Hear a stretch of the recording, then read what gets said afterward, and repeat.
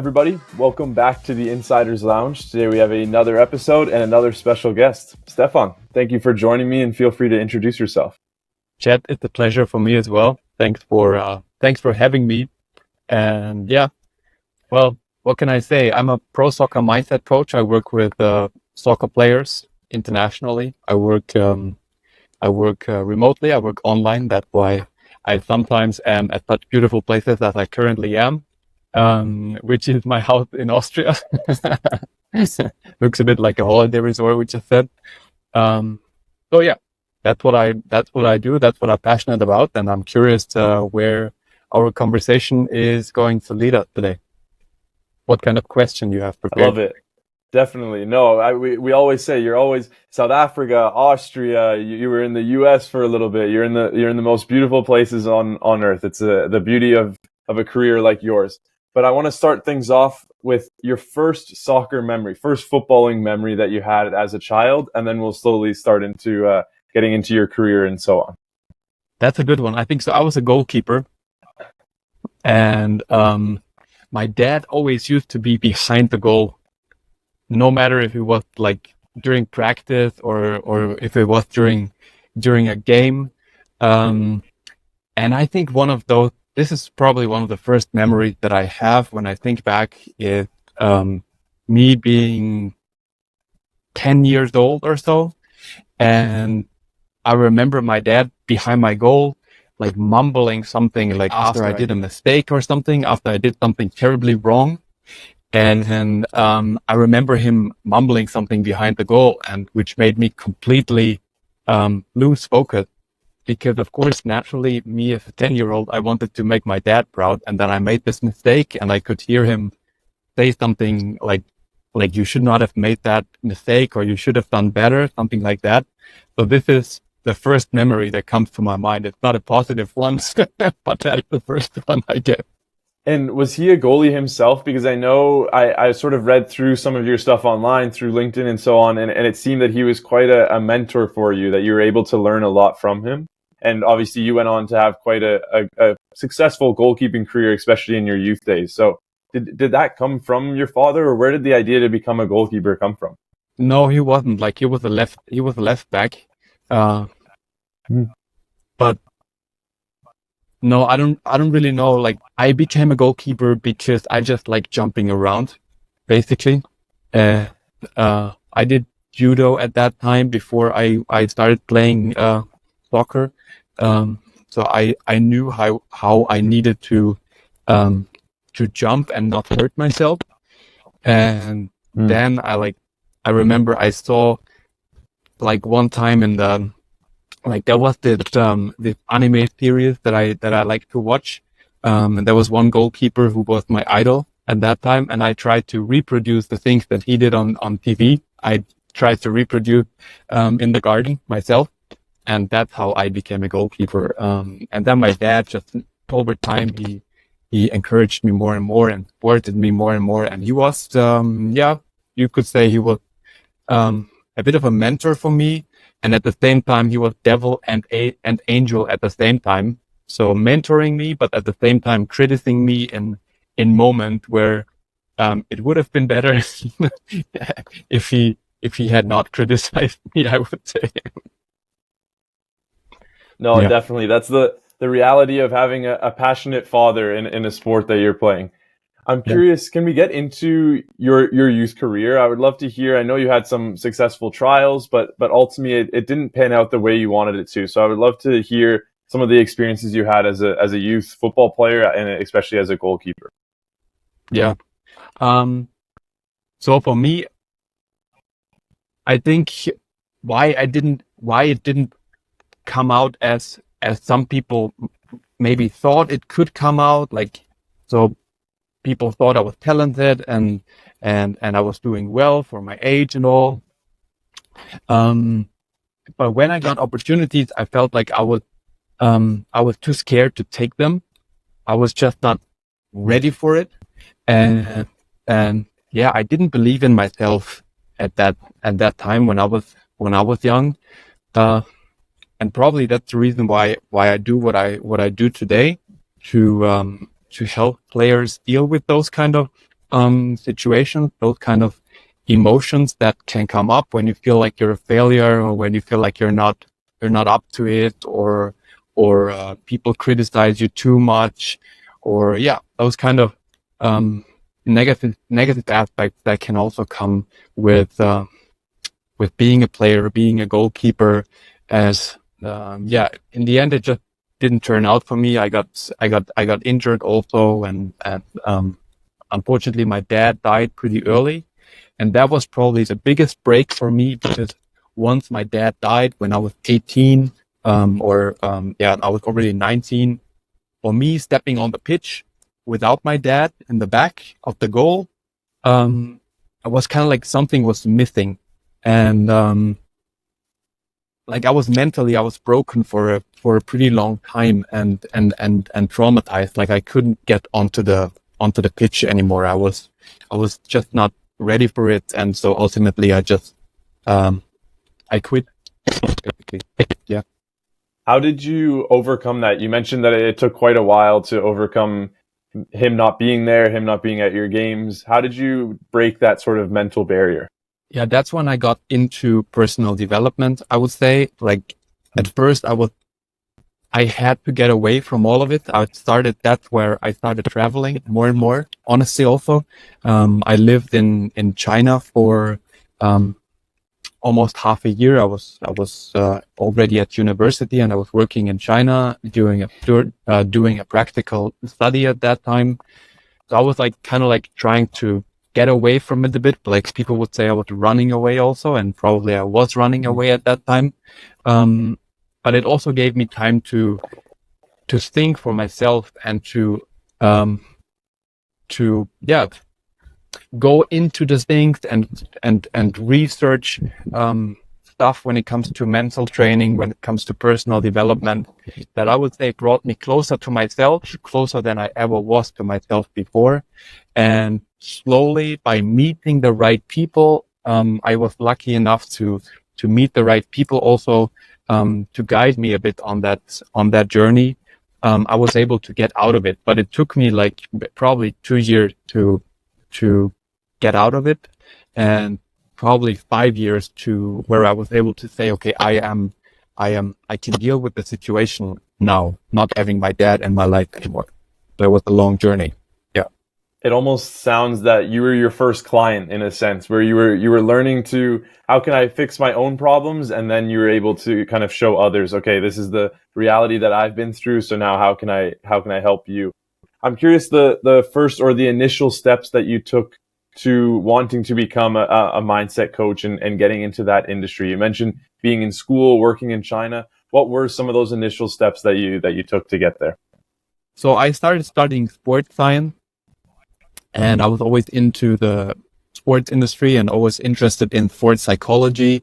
And then I specialized my master's degree into sports health and leadership, which was more into the sports psychology side of things as well. And then I did just additional coaching. What's the word for it? Like coaching education. That's the word I was searching for. Ultimately, I think the main reason why I wanted to go into this field of work was because of my own story. Was because of like I lived through it myself, not as a pro athlete, but when it comes down to the emotional side of things, or going through difficult mindset valleys or emotional valleys, then it's very similar. We're all human beings, and the emotions of fear, of guilt, of worry or doubt, they are all the same in us, no matter what kind of profession we have. Yeah. And if we zoom forward to today, we've sort of mentioned the idea of the inspiration and why you led to a role in mindset coaching. If we look to today, though, what does your day-to-day look like? Who are you working with? What are the types of athletes or clients that you're working with, and how does that look like from an outsider's point of view? That's a good question. So I work with players all around the world, from New Zealand all the way to the US and anything in between. My day-to-day looks more like I'm learning a lot for myself. I'm doing the things that the things that I do with my players, I do myself. I think that's an important thing, because I'm the type of guy who, if I suggest something to you, you can be sure that I do it myself, or I did it myself. So it's a lot of developing myself at the same time. Like, whenever I prepare a session, it is also, because it's currently present in my life. So it's a way for me to grow and improve myself always, all the time. And then of course it depends a bit whether I work with teams or whether I work with individuals. So I currently support Awesome FC, the current reigning champion and WSL champion from New York, where we work a bit with the players on the team side, but also with individual players, but also with the staff, also with the coaches. So it's always a bit different, and depends, of course, on the individual, how my day to day looks like.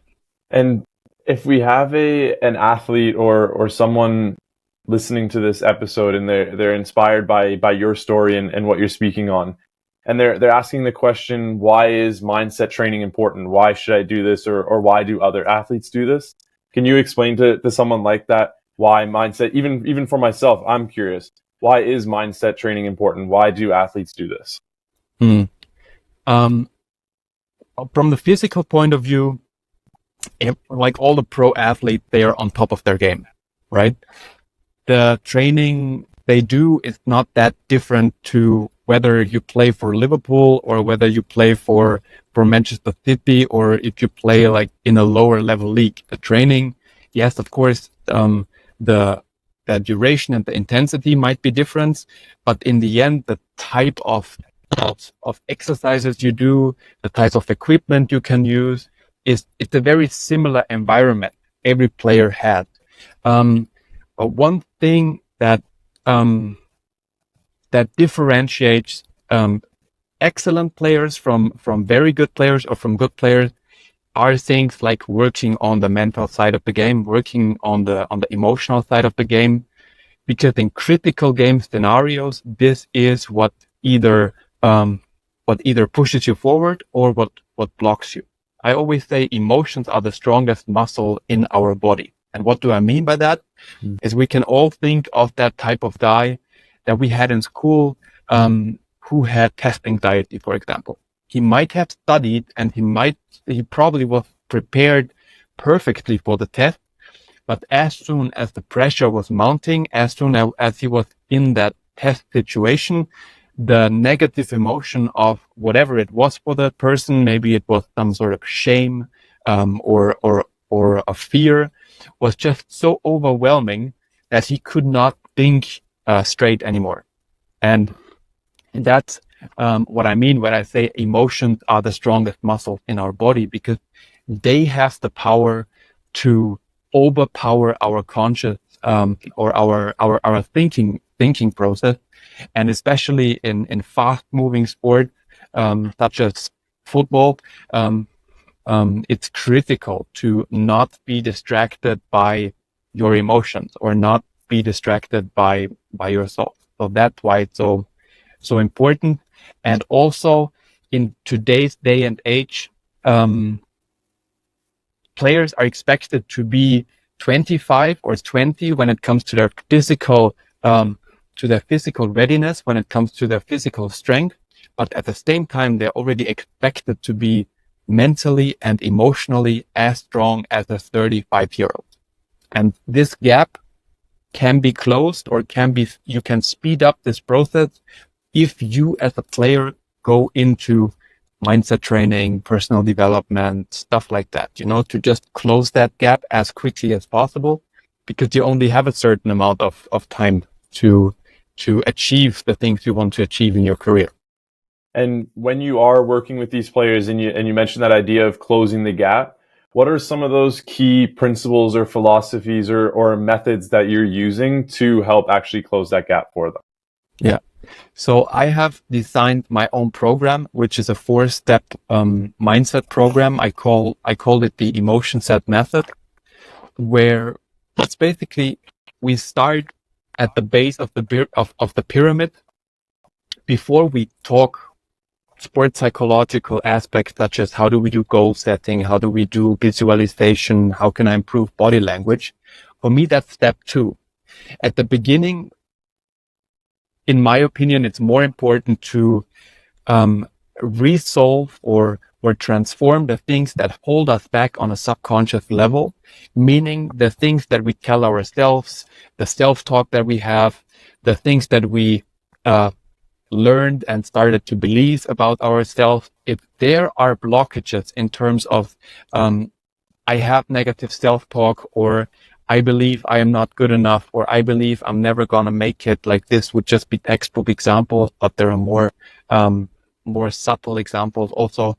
But as long as those kind of things are still lingering in deep inside of you, it's almost a waste of time to work on the other things, because you're always going to block yourself as long as you transform those kind of things. And this translates more into a feeling, right? If you have this inner feeling of this tightness inside of you, or this feeling of like your stomach turned upside down, or somebody grabs your neck and you can't breathe freely, this inner tension, if that's a feeling that you have throughout the day, you can be, and it doesn't matter if you're a pro soccer player or a business owner or working in a factory, if that's the feeling that you have throughout the day, because you're dealing with fears, you're dealing with worries, you're feeling with doubts, as long as you have this inside of you, you can't make the next step. You're always blocking your own performance. And in this career or in this field, when you're working with these athletes, what does success look like for you and for the athletes? Do you have stories of moments with these players and even other clients of yours where you feel that you've overcome something, you overcome a challenge of theirs? What does that success look like for you in those situations? Success, I heard it one time, and I like this definition of success because I haven't thought about it this way before. Success comes from the Latin word succedere, and this means to follow. So something that follows, that's what success is. And what do you follow? The best would be if you would follow yourself. So finding out who you are, what you want to achieve, but also kind of like more broad broad vision in your life. What's the North Star in your life that you want to follow? If you're able to figure that out, and if you're able to go after that, that's what I would say success is. Because if you have that kind of leading North Star in your life, you got the direction where you want to go. You got the direction where your passions are, where the things come easy to you, right? And if the things come easy to you, you're following yourself, and the chances are higher that you're not only achieving things in the 3D world that you want to achieve, but also once you achieve them, chances are higher that you're not falling into a hole afterwards, because that's actually what happens a lot. Those high performers that we know, they've been working for something for all of their life, for their whole career, and finally they achieve what they dreamed of. Let's take a prominent example is Boris Becker, a very famous German tennis player back in the 90s. As soon as he won, he was one of the youngest players to win Wimbledon, or I think at that time he was the youngest player ever to win Wimbledon. He said after winning Wimbledon, he fell into a depression, basically, because at that point he realized there's nothing else anymore in his life to accomplish.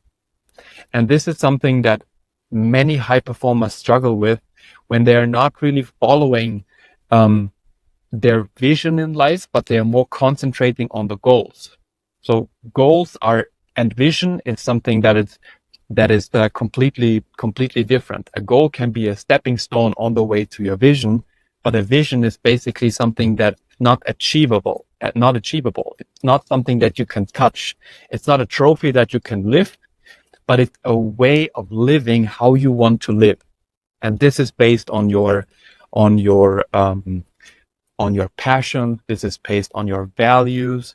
This is based on, the things that you enjoy. It's a lot based on what you enjoy in life. Yeah, that first point reminds me, there was, I think, an actor who said, my idol, or the person I look up to, is me in 5 years, or me in 10 years, or me in 15 years. And it's the idea where you almost always have to redefine your idea of success, because once you, for example, if you win Wimbledon, sure, you might be a great tennis player, but there might be a different section of your life that you're lacking in immensely. And so I think it's all about finding, sure, you might be extremely successful in a certain area, but there's always an area to improve. And I think that's where you can redefine your success. Okay, I might be the best soccer player in the world, but can I focus on my family more? Can I focus on business? Can I focus on being a better person in this sort of aspect? And I think that's sort of key, where you have to almost constantly redefine, and then you never have that lacking of motivation, or, like you said, once you complete those goals, then what's next? Then what's next? Yeah, exactly. Because that's one of the one of the laws of the duality that we live in. There is always going to be that valley when there is a mountain. Like, there's always, after a high, always follows that low. It's just inevitable. We cannot avoid it, right? We can just learn to accept it, and acceptance is a key aspect in all of it, right? Because in the end of the day, I don't really care if somebody lifts a trophy ever in his life. I rather care about, like, if that person truly lives a joyful and fulfilled life, right? That's what I am here to help people with, or to guide them a little bit on that way, to ask the right questions. It's a lot of asking questions. It's not so much of telling people what to do or showing people the way. If like, it doesn't matter what I believe is right for you or anybody else. But I can ask questions, and that's what I would say I'm good at, also to listen and to ask questions. And the way I work with the emotion set method, it's an online course that takes you through a process of 29 days, where the first step is to identify, what do I need to perform in my life, in every aspect of my life, not only as a business owner, not only as a player in the case of the people I work with, and also what's holding me back. What are the things that trigger me? What are the things that make me emotionally go overboard? What are the things that make me angry, and I can't lose that anger for 3, 4, 5 days, right? Because if that anger gets stuck within me, and I constantly think of that situation or that person that made me angry, I can't go forward. I limit I block my flow of energy, and this can even be measured, right? Because it's all frequency. No, it's so true. And they always say, I remember my coaches, even when I was young, saying, you can't play angry. Some people might say they can play angry, but you're not truly playing the way you can, with the full potential. And I think that's the idea. When you're blocked with that emotion, and you say emotion's the strongest muscle, it's so true, because without having that muscle controlled and contained, just like you would do bicep curls to grow your biceps and stretch, and you have all these different methods of growing muscles and relaxing muscles, you have to have the same with emotions, but people don't think of it. So the next question that I had was, there's sort of been this idea where people haven't paid attention to mental health, to mindset, to emotions over the last, if we look 20 years, if we go 20 years ago, there was nothing there. There was no existence of a career like yours now. So I'm curious what you thought of sort of mindset training, emotions, all these things that I've mentioned, sort of the transition now to where people are starting to focus on it, and where do you see the future of this going? I think right now it becomes more of a thing. Like, why do people change? Why do some people go through the process of change? It usually has two reasons. Either because the current pain that they live through is too big, or they almost lose someone, or they already lost someone, or they went into a health crisis themselves. So usually it needs to be something that shakes them, that really truly shakes them within themselves, and then people start to be ready for change. Okay, and I think that the reason why we see it nowadays more and more, because a lot of people struggle a lot, not just a little bit, because they struggle a lot, and the pain becomes real bad for those kind of people. So for me, it was definitely that point where my dad died, which kind of like shook my world. Like up until this point, I had everything planned out. I knew exactly what my future had to look like. I knew exactly what I wanted, all the steps that I had to take, all the goals that I wanted to achieve. And from one day to the other, I realized that's all up here. It's all just a mental imagination that can be changed overnight. And me believing I can plan it all out with my little mind as a human being, it's just ridiculous. Okay. So that's one thing. And the other thing, a little more positive, when people fall in love, that's also when their ego dies.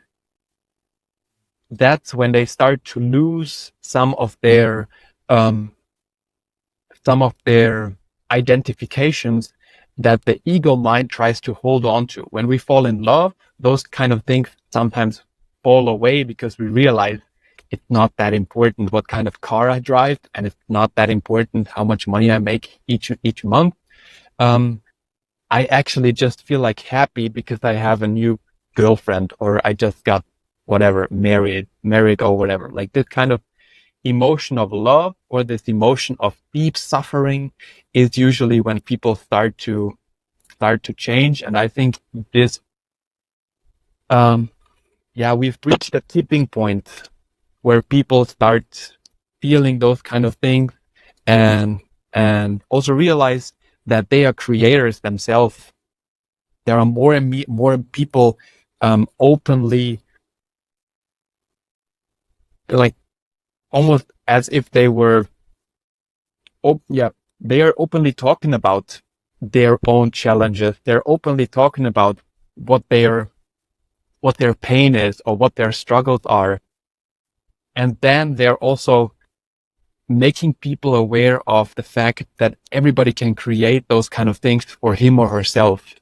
So it kind of gives them, it becomes more tangible the more people become or speak openly about it. And that's the reason why I think people start to change that. Yeah, I think when you mentioned the idea of falling in love, it's almost like when a father first has his child, a first child, and you realize like all they care about. We've spoken a lot about this on the podcast, that their career, the money, anything else that they might have influencing their life just all goes away. It's instantly just, okay, I have my own child now. How can I make sure that this child survives, that it's nurtured, that it takes care of itself, that it can grow to become a regular human like the rest of us? And I think that's when you start to realize that change comes from drastic, almost like a midlife crisis. I think a lot of people speak on that as well. Yeah. However you want to call it, it depends on when it happens in your life. For some people, it happens earlier. For some people, it happens later. But yeah, it usually happens at one point. You spoke a lot about.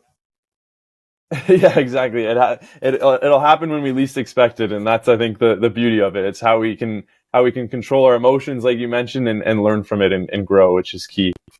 You mentioned a lot about traveling and being located all around the world. You're in Austria, you're in South Africa, we met up in New York, so you're always traveling.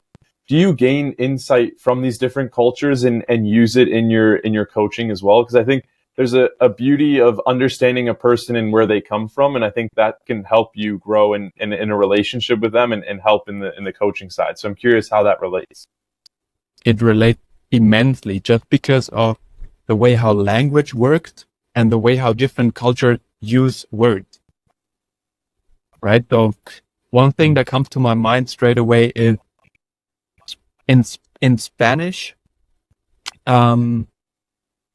goal means éxito, which is also the outlet.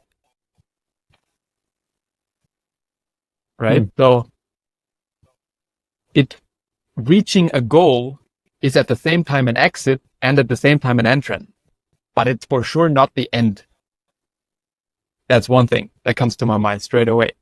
And then also, like, me being a German speaker, the way how we use certain the words that we have for certain things, they just give you a very good insight of how we see the world and also how this can be translated into mental training. And through traveling, I learned those kind of things on a day-to-day basis, because then I try to improve my Spanish. I try to improve my English. I speak German. I speak a bit of French. And yeah, just the way how people behave on a day-to-day basis, just observing behavior is something that is so valuable for me in order to grow. Because somebody from South Africa behaves completely different in certain life scenarios compared to somebody who lives in the US or in Europe or in Central America or South America. And just watching those kind of differences, and I need to think if I can come up with another example now. But the éxito is one thing that came to my mind straight away. Yeah, it's important. Yeah, I've never thought of that. The traveling is important for sure. Yeah, if you think of another one, I'd love to hear it. But yeah, it's an interesting idea where language is so confusing and it's so hard to translate between language, but also culture, the way people use words, and it's such a fascinating topic. I'm curious with another one. Oh, there you go. You got it. I give you another one. Just listening to you made me think of another one. So in German, for example, we use the word zwiegespalten, which means like separated into two. And the feeling it describes is the inner feeling of not knowing whether you should go left or right, up and down, whether you should start with task A or task B. It's basically you're trying to do multiple things at the same time, because you're mentally so overwhelmed that you feel, and we say in German, you feel zwiegespalten, which means you feel like you're separated not only into two, sometimes you feel like you're separated into 100, but that then turns out to be you losing your focus, you not being able to put all the energy into one thing that's currently important. And what you do in this moment, or what you're supposed to do in this moment, is silent, complete silence, being alone, all one, everything is together. No need to be afraid of being alone, because everything is connected all the time anyway. So this would be another example when I think of the German language. Does that make sense? Yeah, no, it does. Can you say the word again? I'm curious what it is. Zwiegespalten. It means like separate. Okay,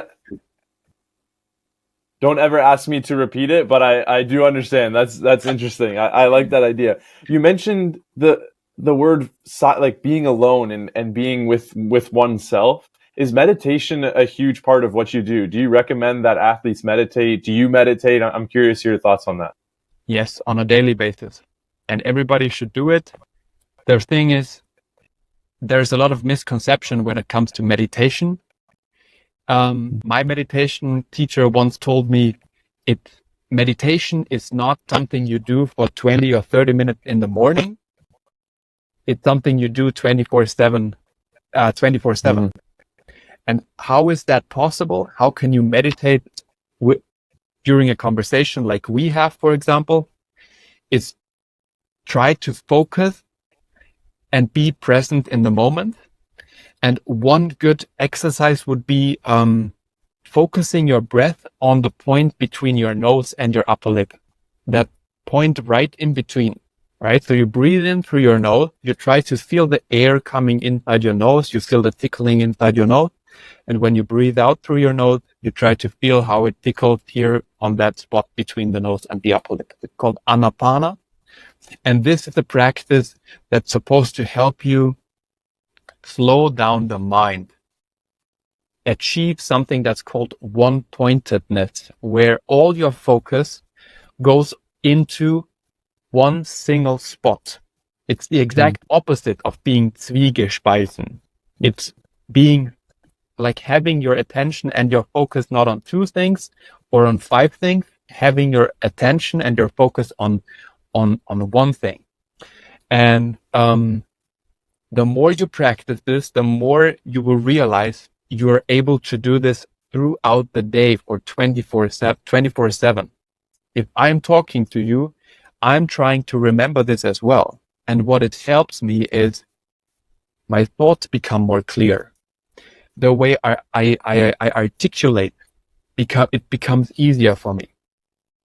I communicate with a better flow, even if I communicate in a foreign language. I start to speak more slowly. I start to speak even a little deeper. My voice becomes deeper. My voice becomes more commanding, but in a more positive way, right? So people, you're able to change your aura immediately. And if you're able to change your own frequency into something positive, into a positive frequency, what's going to happen is you're attracting the things that you need to attract in order for you to make the next step in your development in a positive way. We spoke a lot about the idea. You mentioned that if a player at Man City or a player at Liverpool, and you compare that to a lower league player, they're roughly all at the same physical level. They're doing the same training, but there is those differentiators when you mention the mental side of things, the mindset side. What are some of those similarities that you've seen with the very elite of those players, the top 1% of the 1%? What are those similarities you see with the mindset side of things that they have a difference between a more regular person that's not that elite athlete? So someone like me, if you're comparing me to like someone like a Erling Haaland or someone of the very elite level of footballers, what is the differences in mindset between the two of us that you've noticed? I would say elite, like they did super interesting studies. The British Olympic Committee, they did a super interesting study on elite Olympic athletes, like those who won medal in 2008 and 2012. And what they found out, what the key in order for them to win a medal was, first of all, coach-athlete relationship. So that means, no, let's start with the other one first. Like the first key was athlete self-awareness, meaning the athlete needed to be able to critically self-assess his own performance, be able to listen to the coach, be able to follow the coach's advice and the coach's guidance. That's one thing, being coachable.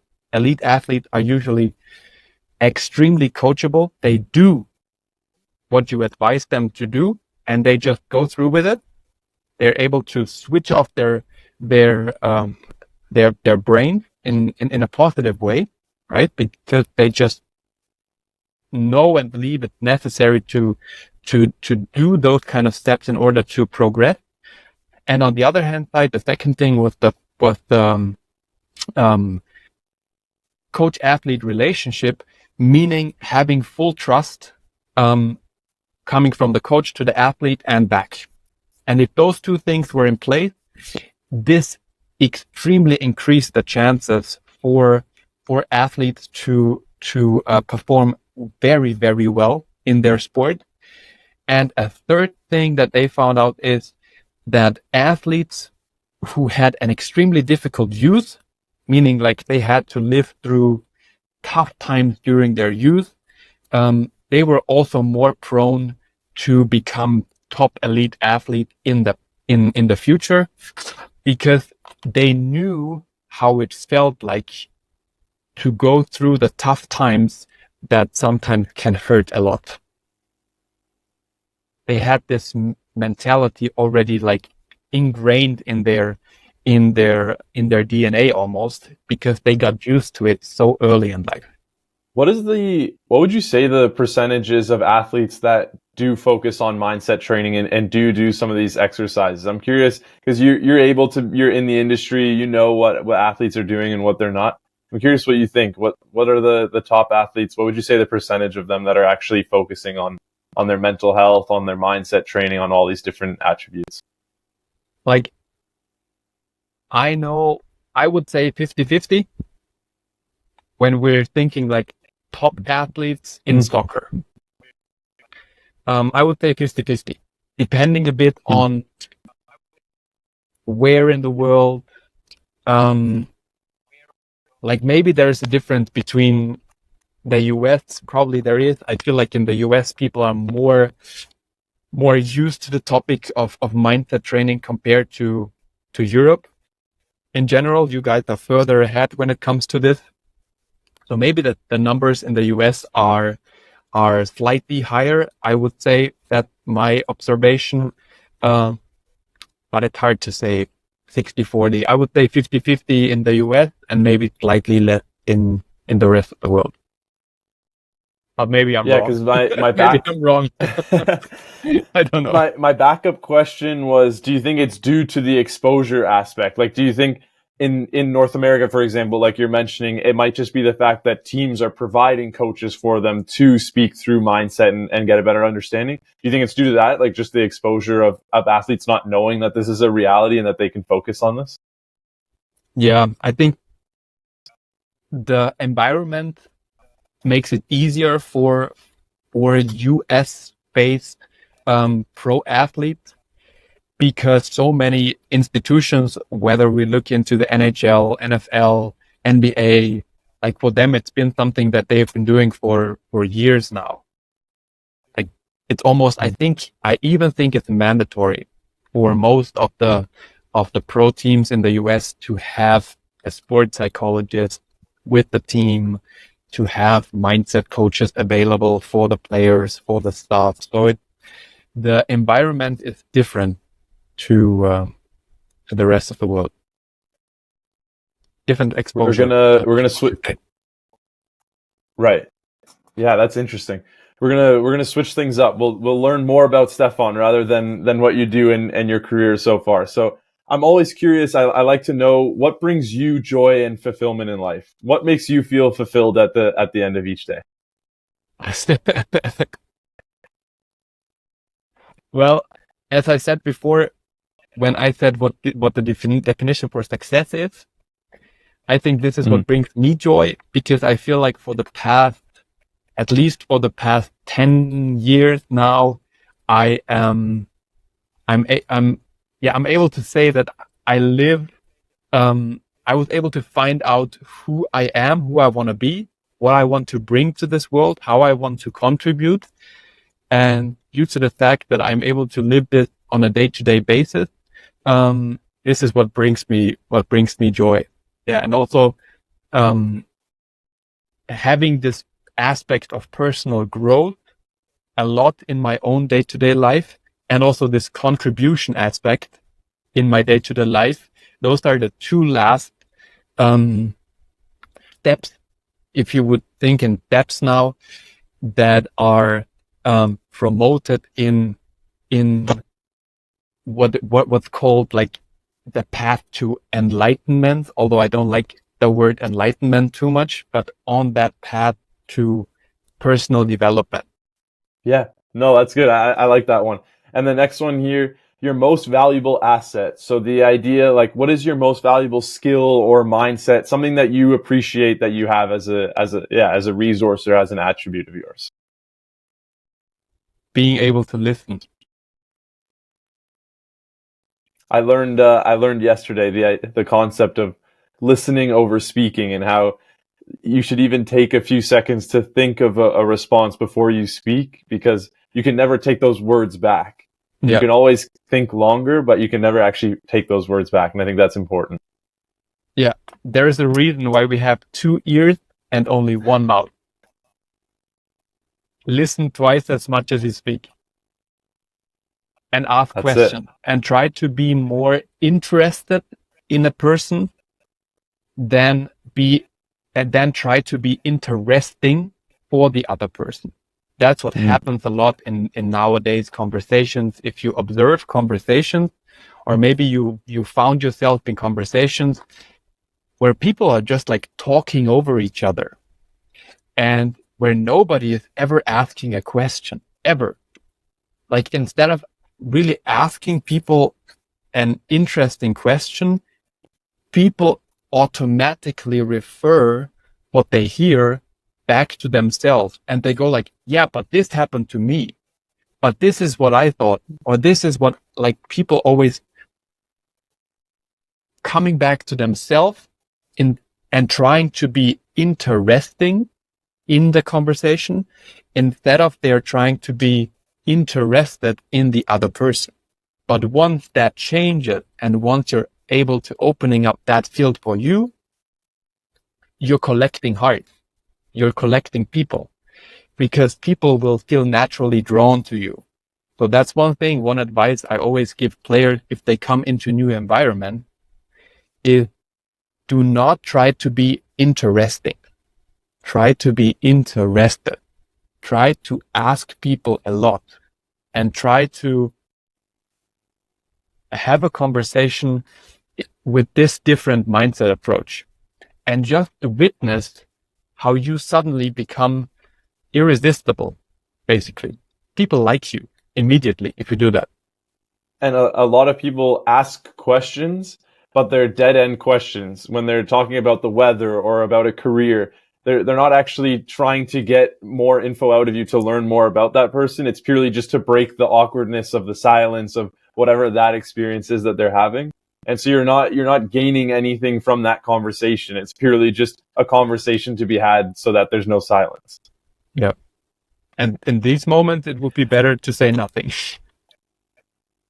Yeah, And see how it's true. it unfolds and see how this unfolds, because this can be so valuable also to be with someone and actually don't have a conversation, but actually just be with someone, not on the phone, not distracted by anything, but just be there and feel the room.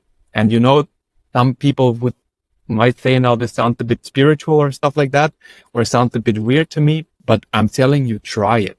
Next time you're sitting with someone and you feel like I don't know what to say or I don't know what to ask, just be there and feel the energy of the room. It's fascinating. It reminds me of the power of silence in a negotiation. And they say when you're negotiating with someone and there's a break of silence, the first person to break is normally the weaker mindset or the one that just wants to sort of get the deal done, and you get into that desperation. And it's a similar idea where if you can just calm and forget about things that are happening in the world, you learn so much about someone else and how they react to things. You mentioned earlier the idea of mountains and valleys. Obviously, being in Austria, you know a lot about them, but I use the concept of roller coaster, where you have this roller coaster of emotions constantly, especially in football, but anyone in life has that experience where you have these highs and lows. So you mentioned some of the lows that you've had throughout your career, and I'm curious how you were able to learn from those lows and use it as a resource in the day-to-day now. You mentioned your father's passing. I'm curious if you've had anything else where you were able to really understand, okay, this was an experience I had and you overcame that and now use it as a resource for your clients that you're working with or even just yourself to learn from yourself more. I think a lot comes down to being able to change your own perspective and being able to ask yourself again, and that's a perfect question following up what we just said before. Not asking yourself closed questions, but asking yourself open questions again. So if you find yourself stuck somewhere in a valley, then first of all, that's something that they teach in the CIA, is the difference between perspectives and perception, right? So let's say to have a better, to have, to give you an example, to make it more a real life thing. Let's say you're inside your room and you see, let's say you paddle out into the ocean on a surfboard. I like to surf. Okay, so it's gonna be a sports example. And you paddle out into the ocean, and for some reason you believe there's a shark in the water because maybe you saw a dark shadow, or there's something that reminds you of a shark, and you start getting afraid. Okay, how do you get out of that? One thing is to become aware of the concept of perception and perspective. Now, my perception might be that there is a shark in the water because I see a black shadow below me. The perspective would be, to put that into perspective, would be, I've been in this lineup for 100 times now. I've been swimming in the ocean for how many hours, whatever, countless hours. I've never seen a shark in my life. I've never even heard about somebody. I don't even know somebody who ever got attacked by a shark or who ever saw a shark. So the chances of that there's a shark below me or that is going to attack me is like 0 point something. That's the difference of perception and perspective. So if you find yourself in a valley, try to find that different perspective and try to look at it from a different point of view, from a different angle. But that sometimes is difficult, especially when your emotions boil over, when the emotions are so strong that your conscious thinking part of the brain is just switched off. Like the monkey brain is so strong that you can't think of those kind of things anymore. And the only thing you can do in those moments is to observe. Try to become quiet. Take away all the distractions that you have and observe yourself. Almost as if you would roll your eyes inward. You focus on your breath and you're trying to become aware of the feelings that you currently feel inside of you. And you're shining light on it. And you just see what it does. Whether it's changing or it's getting more or it's changing its position. Where is it in your body? How strong is it? Just give it room and give it attention. Almost as if you have a barking dog behind you all the time. What do you do when you have a barking small puppy behind you? You turn around, you get down to the puppy, and you give the puppy attention. And usually the puppy will stop barking. Same with our emotion. If we give them attention and if we observe them, they tend to become less. And this means in that moment, then we can start to change our perspective because things become more clear again suddenly. Does that make sense? I'm getting distracted here. I feel like I'm not even interviewing anymore. I feel like I'm on one of your calls. This is great. I'm really enjoying this. For your career and your journey, if you were to look back 5 to 10 years and then look forward 5 to 10 years, where do you think you'll be in 5 to 10 years? I know there's so much change and things going on in this world. So I'd love to see, do you have like a future forward mindset? Do you look forward and set goals like that in the future, or are you more just focusing on your present? There is a concept of time that's blocking us. And this concept of time is the physical time. This is the concept of time that's blocking us is the psychological time. Okay, so what does that mean? We can use time when it comes to plan things. We can use time when we go like, okay, at 3 p.m. I have a meeting with chats. We're gonna go on a Zoom call. We're gonna have an interview. That's how we can use time in a very clever way. However, when we use time in a psychological way, it often becomes blocking when we attach expectations to this physical time.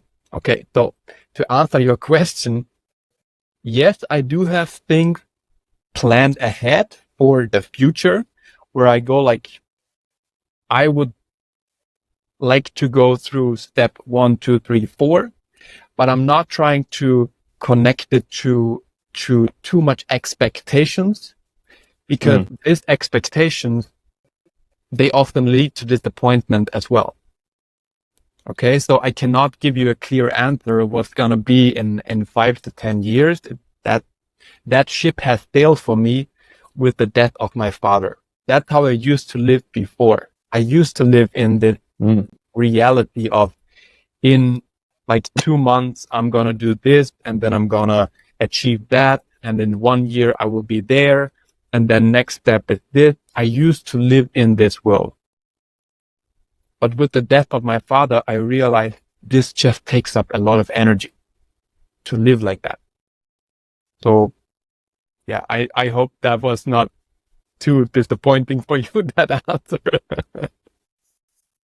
No, so I want to make sure I'm getting it right. So you almost have the idea where you have the goals in mind of what you want to do, but you don't want to attach them to a specific date or time, or in 2 years, I'm going to do blank. In 3 years, I'm going to do this. It's more of just a mindset of thinking, these are the things I want to accomplish, but not necessarily in a certain amount of time. It's more like the vision, the direction where I want my life to go at.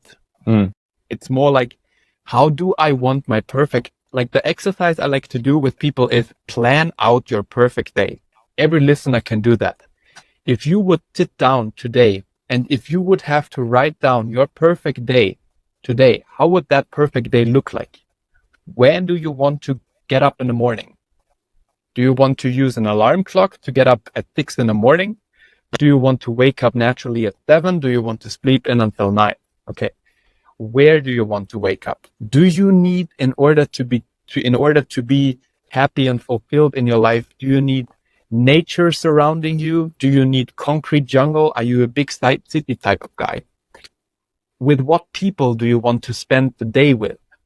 What exactly should that look like? What topics do you want to talk throughout the day? How do you want to contribute to the world? Plan this out as detailed as possible, how you would imagine it to be, and then look at it how it is at the moment. Okay? And then slowly decide on what you can change in order to get closer to that perfect day. And then it's more of a thing of living that perfect day, trying to live that perfect day as many days in a row as possible. And then your goals come naturally. So if that vision is clear, the goals come naturally. Yeah, that's very true. I like that. That's great. We'll wrap things up here with some quick fire questions. So the first one we have is a favorite quote or saying, something that inspires you. I'm making you think now. Yes. Yeah. I got that from one of my mentors, I would say. It's a quote that I really like. I don't know if it's my favorite quote of all time, but he said, you can already recognize winners at the start, but you can also already recognize losers at the start. It comes down to their mindset. And also this is translated from German into English now. No, that's great. We were mentioning Austria. I spoke about some of the cities that I went to, some of the places I've been able to visit. Obviously, you've been able to spend a lot of time there. What are some of your top recommendations? Either food that we have to try, a place we have to see. What are the Stefan's top recommendations for Austria? I would recommend the part of Austria that is not so commonly known, which is not Vienna, which is not Salzburg. Go further south. That's where I grew up. It's the place that's the most beautiful in summer, which has the most lakes. And you're going to find lakes that will remind you of the Caribbean. They're probably even more beautiful than the Caribbean because you can actually drink the water in those lakes. They're so crystal clear. You don't see the boat floating. They seem like they're flying. And that area is called Carinthia, by the way, Kärnten. in Austria. That's how we call it. And what you need to try is a special soup that we have now during this time of the year, which is, now how do I describe that now? It's more like a sour soup, which has 4 different types of meat in it, which is a very heavy soup. There is a lot of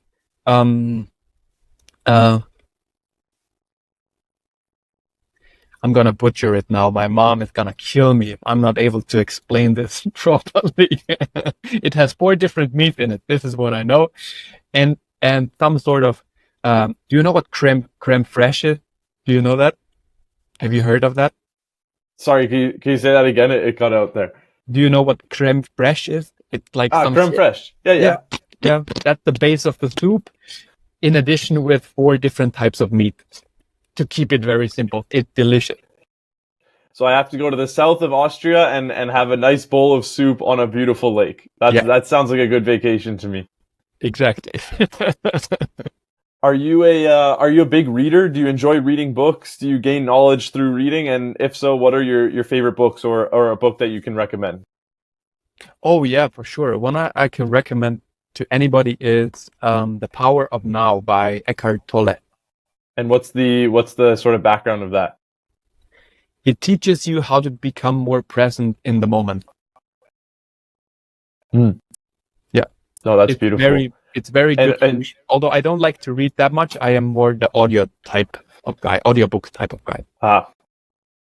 Do you have a podcast or an audiobook that you enjoy? Since today, The Insider's Lounge. I love it. Really great recommendation. I've heard it's quite good. Yeah, it's amazing. How do you recharge? How do you stay inspired outside of work? How do you kind of just rejuvenate yourself to stay motivated, stay passionate in what you're doing? That's easy. Nature and wildlife. Everything that makes me how do you say? When I feel in awe, that's what recharges me the most. It's like I am that type of guy. If I am in nature and if I see a beautiful butterfly or if I see a beautiful animal, I'm that type of guy who tears up a little bit. It's a bit cheesy. You're ticking the boxes. You're outside now. You're enjoying the beautiful weather. Yes, I try to be outside as much as possible, to be honest. No, it's good. That's very good. If you weren't doing what you're doing now, so you're working with athletes, you're working in mindset development and coaching, where do you think you'd be if you weren't in your current profession? That's easy also. I would do something with wood, anything that involves crafting. Like 2 years ago during the pandemic, I bought an empty Sprinter cargo van and I learned to do woodwork. And I built it into a camper van myself. I didn't learn anything about that before. Like I studied sports, as I said. So like I really didn't know anything about crafting or about electrics or about plumbing, but I learned all of that. And what I figured out is I really enjoyed working with wood. And I think if I wouldn't do what I do at the moment, I would be a carpenter or something like that. Yeah. I would have never guessed that. In a million years, I would have never guessed that you would want to be a carpenter, but that's great. That's a cool hobby. Yeah. The last one here. If you could sit down with one person, dead or alive, for a meal and be able to speak with them, who would it be and why? Also easy. Arnold Schwarzenegger. So first of all, and what do you think the conversation would encompass? So he's Austrian as well. He grew up, I would say, like probably 1.5 hours away from where I currently sit. And just the way he lived his life and the way he was able to overcome all the adversities in his life and the challenges in his life and the mindset that he applied during that time. I don't know any other person. I'm sure there are many people similar to him, or not many, but a few for sure.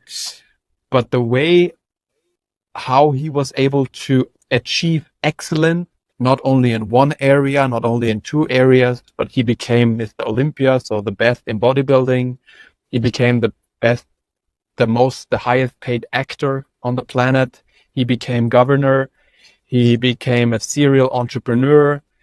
Like basically he excelled in everything that he did. And I would just have a million questions. But his book is excellent. Another book recommendation. Read the biography of Arnold Schwarzenegger. I haven't read that one.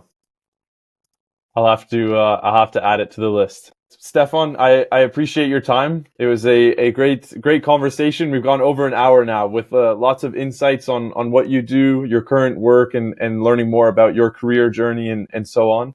If you have any last words, and then we can wrap things up here. Too much pressure to have the last word. I keep the last word to you. You know what you're doing. No problem. But I wanna advise that I'll have the links and everything below for your mindset training, for your social media, anything like that. So if anyone's interested, they can see you there. But other than that, I really appreciate your time, and I look forward to speaking again soon. Yeah, thank you. Same here. It was a pleasure, Jeff. Thank you so much for having all those excellent questions. I enjoyed it as well. Of course. Have a good one. Thank you. You too.